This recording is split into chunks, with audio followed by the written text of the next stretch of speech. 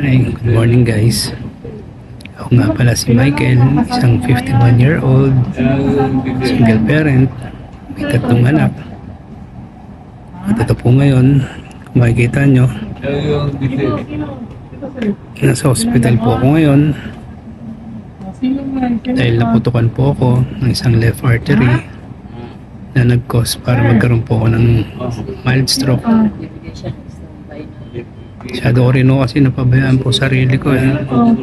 Masyado ko inabuso. Sigarilyo. Pupuyat. Alak. Yan, kaya ito po ang resulta ng sobrang kapabayaan ko na sana kung ginawa ko lang yung dapat at tama, di sana ako nagkaganito. Talagang nasa huli po ang pagsisisi.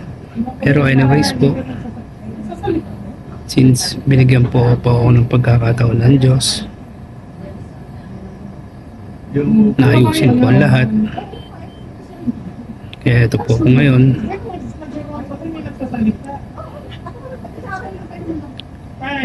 Para sa mga kaibigan ko na hanggat may time pa, hindi nyo man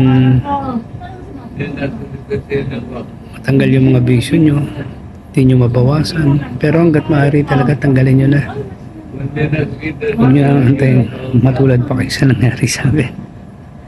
Iba, ang hirap po mga hospital, sobrang hirap.